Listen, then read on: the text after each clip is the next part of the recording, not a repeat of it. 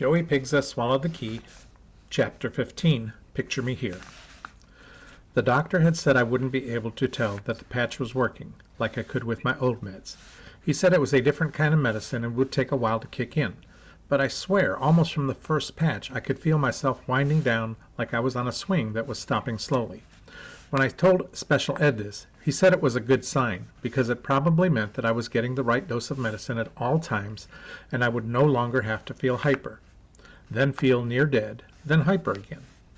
It was great because once I slowed way down and worked hard at the Special Ed Center, everything else seemed to speed up. My last 2 weeks downtown zipped by quickly, and when I was ready to leave, it seemed that not much time had passed, but I had changed a lot. Still, not all of me had changed.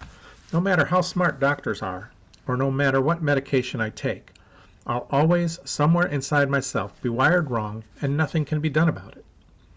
I didn't make my own bed, but it's mine anyway whether I like it or not. And as Special Ed said, you gotta face the hand you're dealt with, and deal with it, and make your problems be the smallest part of who you are. And he's right. My friend Charlie was getting ready to go too. He had built up the strength in one of his little hands so that they attached a plastic arm over it, and he could control almost real-feeling soft plastic fingers on the end. After Special Ed said my stay was nearly over, I found Charlie, and he shook my hand with his new one, and it was a great moment for me, but it was really great for him. "Feel this, Pigza," he said, and he wiggled one of his fingers and tickled the inside of my hand. "Awesome," I said. "When do you get the other?" "In a few weeks," he replied. "I'll let you know."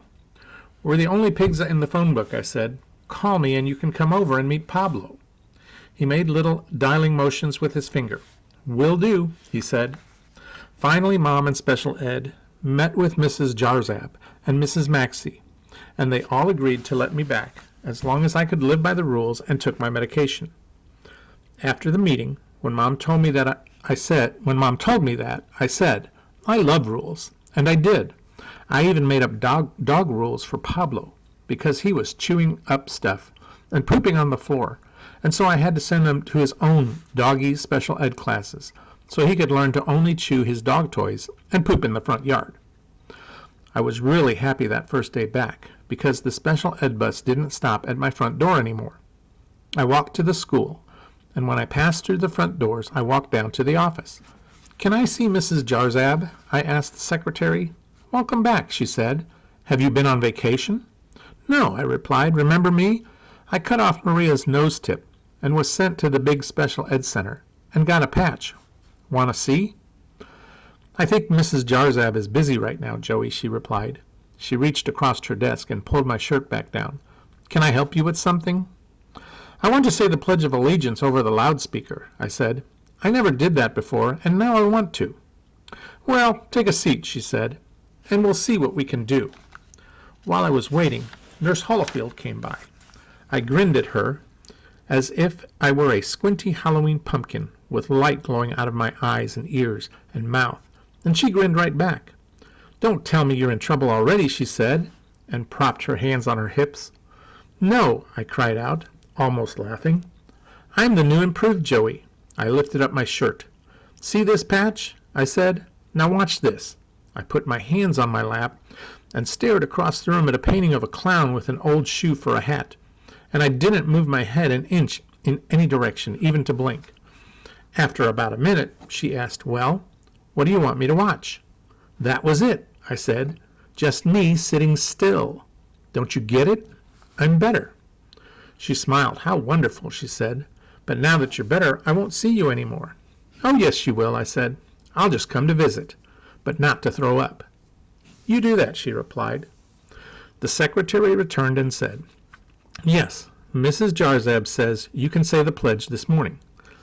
"Way to go, Joey," Nurse Holofield said. She looked up at the big clock. "Gotta run. Gotta get the meds line set up." "Give him the patch," I said. "It's much better than the pills." "I'll see what I can do," she said, and hurried down the hall. And before long I was standing at the microphone with my hand over my heart saying, "I pledge allegiance to the flag." And when I finished, I added really loud, "My name is Joey Pigza, and I'm back." I wanted to say that everyone's nose was safe and not to worry, but Mrs. Jarzab snatched the microphone out of my hand and flicked off the volume. Still, I'm back, back, back, echoed down the hall like a giant's footsteps, and I loved the sound of it. Thank you, Mrs. Jarzab, I said, as she gave me a cross look. Now go see Mrs. Howard, she replied, before you are tardy on your first day back. The deal that Mrs. Jarzab and Special Ed worked out was that I had to go to regular school Special Ed for a week and prove that I wasn't a danger to myself and everyone on the planet until I got back to Mrs. Maxey's class. Plus, as Special Ed said to me, the other kids' parents need to know that their kids aren't going to come home chopped to bits. Always think of the big picture, he said to me. Think of how everyone else feels, too. I knew what he meant, because I had seen with my own eyes how crazy Maria's dad got after I hurt her. My mom would have felt the same way if my nose was cut off. So starting back with Mrs. Howard was okay with me, because I had friends in Special Ed, too. When I went down there, Mrs. Howard made a big fuss over me. "Welcome back," she cried out, and knelt down to give me a hug. "You did a great job on the pledge." The moms were all there, and the Special Ed aides and all the kids and everyone who turned and looked at me and said different things, but they all meant, "Great to see you back." "Now, don't get used to it down here," Mrs. Howard said to me. "I'll be shipping you upstairs to your regular class in no time." "I know," I said, smiling like a half-moon goon. "I'm getting a second chance." "You're a lucky boy," she said. "We all need a second chance." She showed me my desk, and it made me feel really good not to have the rules taped to the top like Mrs. Maxey. Because I knew the rules. It wasn't that I never knew them. It was I kept forgetting to stick to them. And Harold was still there. My birthday wish for him had not come true while I was away, or he'd be out of that neck brace and wheelchair, and we'd be playing football. Mrs. Howard was busy helping some other kids, so I just went up to Harold's mom. "I'm back," I said. I lifted my shirt and showed her my patch. "I've got new medicine." She was real nice. She put her arms around me and squeezed me good.